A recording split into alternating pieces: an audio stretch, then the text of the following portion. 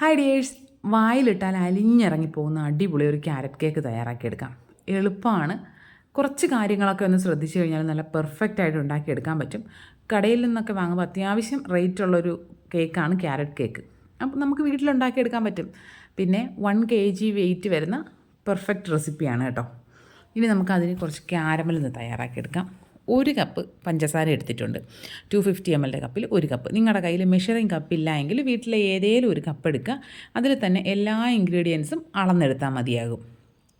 പിന്നെ നമ്മൾ ക്യാരമൽ തയ്യാറാക്കാൻ എടുക്കുന്ന പാത്രം നോൺ സ്റ്റിക്ക് ആണെങ്കിൽ അത്യാവശ്യം നല്ല തിക്കായിട്ടുള്ള ബോട്ടമുള്ള നോൺ സ്റ്റിക്ക് തന്നെ എടുക്കണം. ഇല്ല എങ്കിൽ നല്ല അലൂമിനിയത്തിൻ്റെ പാത്രമോ എന്തെങ്കിലും വേണം എടുക്കാൻ. സ്റ്റീൽ പാത്രത്തിൽ ക്യാരമൽ തയ്യാറാക്കരുത്, പെട്ടെന്ന് കരിഞ്ഞു പോകും. പഞ്ചസാര പാത്രത്തിലേക്ക് ഇട്ടിട്ട് നമ്മൾ അതിനെ ഉടനെ തന്നെ മിക്സ് ചെയ്യാനോ ഒന്നും പാടില്ല. ഫ്ലെയിം കൂട്ടി വെച്ച് കൊടുക്കുക. അപ്പോൾ കുറച്ച് സമയം കഴിയുമ്പോൾ ഇതുപോലെ സൈഡിൽ നിന്നൊക്കെ ഇങ്ങനെ മെൽറ്റായി തുടങ്ങും. അപ്പോഴൊന്ന് മിക്സ് ചെയ്ത് കൊടുക്കുക. മിക്സ് ചെയ്ത് എല്ലാം കൂടി നല്ലതുപോലെ ഇളക്കിയെടുത്ത് വരുമ്പോൾ കുറേശ്ശെ ആയിട്ട് പഞ്ചസാര മെൽറ്റായി വരും. പഞ്ചസാര ഇടുന്ന സമയത്ത് നമ്മൾ ഹൈ ഫ്ലെയിമിൽ വെച്ചിട്ട് പഞ്ചസാര ഒന്ന് അലിഞ്ഞു തുടങ്ങുമ്പോൾ ഫ്ലെയിം ലോയിലാക്കി വെച്ചിട്ട് വേണം മിക്സ് ചെയ്തെടുക്കാൻ. ഇതുപോലെ പഞ്ചസാര മുഴുവനായിട്ടും അലിഞ്ഞ് ഇങ്ങനെ പതഞ്ഞ് തുടങ്ങും. പതഞ്ഞ് എല്ലാ സൈഡിൽ നിന്നും ഇങ്ങനെ പതഞ്ഞ് വന്ന് മൊത്തത്തിലൊരു പതയാവും. ആ സമയത്ത് നമുക്കിതിലേക്ക് വെള്ളം ചേർത്ത് കൊടുക്കാവുന്നതാണ്.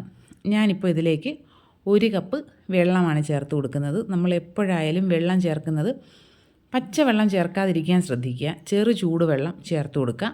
അങ്ങനെയാണെങ്കിൽ പെട്ടെന്നങ്ങ് മിക്സായി കിട്ടും. ഇല്ല എങ്കിൽ പഞ്ചസാര അങ്ങ് കട്ട കെട്ടിപ്പോകാനുള്ള സാധ്യതയുണ്ട്. പിന്നെ വെള്ളം ചേർക്കുമ്പോൾ ആദ്യമേ 1 കപ്പ് വെള്ളം മുഴുവനായിട്ടും അതിലേക്ക് അങ്ങ് ഒഴിക്കരുത്. കുറച്ച് ആദ്യം ഒഴിച്ചു കൊടുക്കുക. എന്നിട്ട് നമ്മളൊന്ന് മാറി നിൽക്കുക. ഇതൊന്ന് പൊട്ടിത്തെറിക്കാനുള്ള സാധ്യത കൂടുതലാണ്. അതുകൊണ്ട് കുറച്ച് ദൂരേക്ക് നിന്നിട്ട് വേണം ബാക്കിയുള്ള വെള്ളം മുഴുവനായിട്ടും ഒഴിച്ചെടുക്കാനായിട്ട്.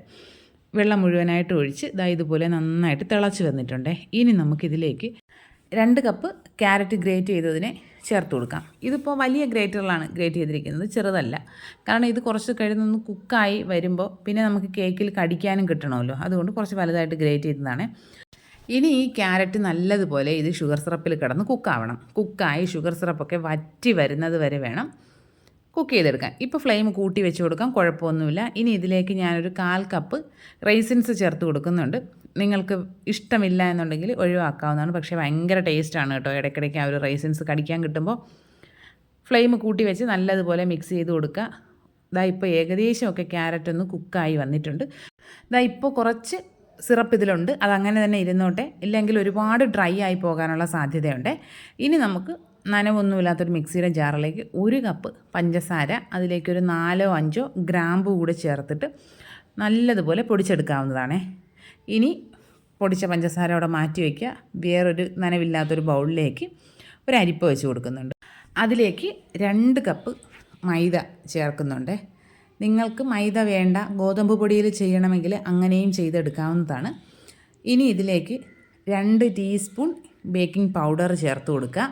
2 ടീസ്പൂൺ ബേക്കിംഗ് പൗഡർ ചേർത്തിട്ട് പിന്നെ ഒരു 3/4 ടീസ്പൂണോളം ബേക്കിംഗ് സോഡ ചേർത്ത് കൊടുക്കുക. ഇനി ഒരു നുള്ള് ഉപ്പും കൂടി ചേർത്തിട്ട് നല്ലതുപോലെ അരിച്ചെടുക്കുക. 1-2 തവണ അരിച്ചെടുക്കുന്നത് നല്ലതാണ്. കാരണം നമ്മുടെ കേക്ക് അത്രത്തോളം സോഫ്റ്റായി കിട്ടും. എല്ലാ ഇൻഗ്രീഡിയൻസും നല്ലതുപോലെ മിക്സായി കിട്ടും. ഇപ്പോൾ അരിച്ചെടുത്തിട്ടുണ്ട്. ഇനി നമുക്കതിനെ മാറ്റി വയ്ക്കാം. ഇനി നമുക്കൊരു മിക്സിയുടെ ജാർ എടുക്കാം.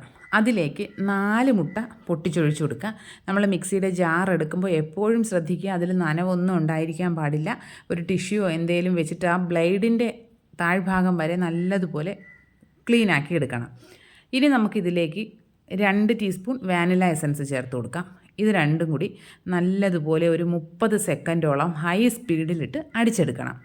ഇനി ഇതിലേക്ക് നമ്മൾ നേരത്തെ പഞ്ചസാരയും ഗ്രാമ്പും കൂടി പൊടിച്ച് വെച്ചിട്ടുണ്ടല്ലോ, അത് ചേർത്ത് കൊടുത്തിട്ട് അതും കൂടി നല്ലതുപോലെ ഒന്ന് അടിച്ചെടുക്കാം. അതും ഒരു ഹൈ സ്പീഡിൽ ഒരു 10-15 സെക്കൻഡൊക്കെ ഒന്ന് അടിച്ചെടുക്കാം. ഇനി നമുക്കിതിലേക്ക് ഓയിൽ ചേർത്ത് കൊടുക്കാവുന്നതാണ്. ഞാനിപ്പോൾ സൺഫ്ലവർ ഓയിലാണ് ചേർക്കുന്നത്. 1 കപ്പ് ഓയിൽ എടുത്തിട്ടുണ്ടേ, അത് ഇതിലേക്ക് ചേർത്ത് കൊടുക്കുന്നുണ്ട്. ഓയിൽ ചേർത്ത് കഴിഞ്ഞാൽ നമുക്ക് സ്ലോ സ്പീഡിലിട്ട് ഒരു 5-10 സെക്കൻഡ് മാത്രം അടിച്ചെടുക്കുക. ഒരുപാട് നേരം അടിച്ചു കഴിഞ്ഞാൽ ഇതൊരുമാതിരി പിരിഞ്ഞതുപോലെ ആയിപ്പോവും. അത് പ്രത്യേകം ശ്രദ്ധിക്കുക. അപ്പോഴേക്കും നമ്മുടെ ക്യാരറ്റ് നേരത്തെ കാരമലൊക്കെ ചെയ്ത് വെച്ചിരുന്നത് നന്നായിട്ട് ചൂടാറിയിട്ടുണ്ട് കേട്ടോ. പിന്നെ വേറൊരു പാത്രം എടുത്തു കഴിഞ്ഞാൽ ആ പാത്രവും കഴുകണം, ഇതും കഴുകണം എന്നുള്ളത് കൊണ്ട് ഞാൻ ആ കുക്ക് ചെയ്ത അതേ പാനിൽ തന്നെയാണ് മിക്സ് ചെയ്യുന്നത്. നന്നായിട്ട് ചൂടാറി എന്നതിന് ശേഷം വേണം നമ്മളിതിലേക്ക് ഈ മുട്ടയുടെ ബാറ്റർ ഒഴിച്ചു കൊടുക്കാനായിട്ട്. മുട്ടയുടെ ബാറ്റർ ഒഴിച്ചിട്ട് നല്ലതുപോലെ മിക്സ് ചെയ്തെടുത്തിട്ടുണ്ട്.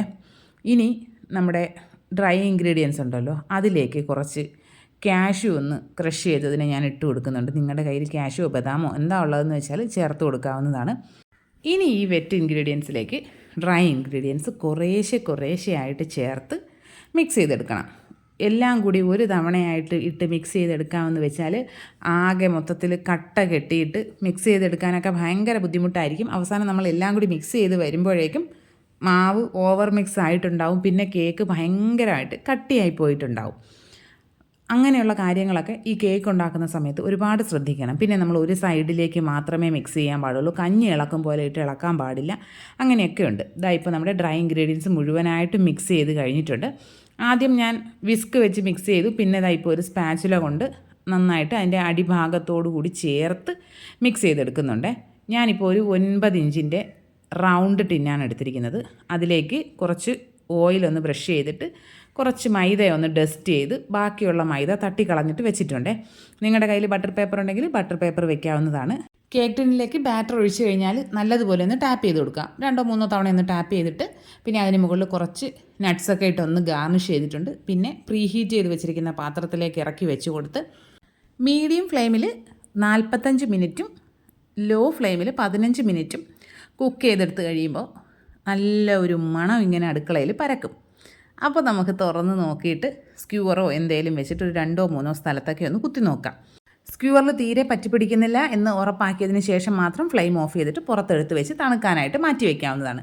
സ്ക്യൂവറിൽ പറ്റിപ്പിടിക്കുന്നുണ്ടെങ്കിൽ ഒരു 5-10 മിനിറ്റ് കൂടി വീണ്ടും കുക്ക് ചെയ്യാവുന്നതാണ്. പിന്നെ നമ്മൾ ഇതിനെ പുറത്തെടുത്ത് വെച്ച് കഴിഞ്ഞാൽ നല്ലതുപോലെ തണുക്കണം. നല്ലതുപോലെ തണുത്തതിന് ശേഷം ഒരു കത്തിയോ എന്തെങ്കിലും വെച്ച് അതിൻ്റെ സൈഡെല്ലാം ഒന്ന് വിടുവിച്ചതിന് ശേഷം ഇതുപോലെ ഒരു പാത്രത്തിലേക്കൊന്ന് കമഴ്ത്തി കൊടുക്കാവുന്നതാണ്.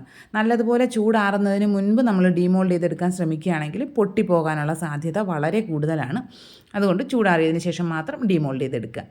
ഇത് കണ്ടോ, അടിയിലൊന്നും തീരെ പറ്റിപ്പിടിക്കുകയോ കരിഞ്ഞു പിടിക്കുകയോ ഒന്നും ചെയ്തിട്ടില്ല. കറക്റ്റായിട്ട് കുക്കായി കിട്ടിയിട്ടുണ്ട്. നമുക്കതിനെ മുറിച്ച് കഴിച്ചു നോക്കാവുന്നതാണ്. അടിപൊളി ടേസ്റ്റാണ്. പിന്നെ ക്യാരറ്റ് കേക്ക്, ഡേറ്റ്സ് കേക്ക് ഇങ്ങനെയുള്ളതെല്ലാം നമ്മൾ കുക്ക് ചെയ്യുന്നതിൻ്റെ അന്ന് കഴിക്കുന്നതിനേക്കാളും നല്ലത് പിറ്റേ ദിവസം കഴിക്കാനാണ്. ഭയങ്കര ടേസ്റ്റാണ്.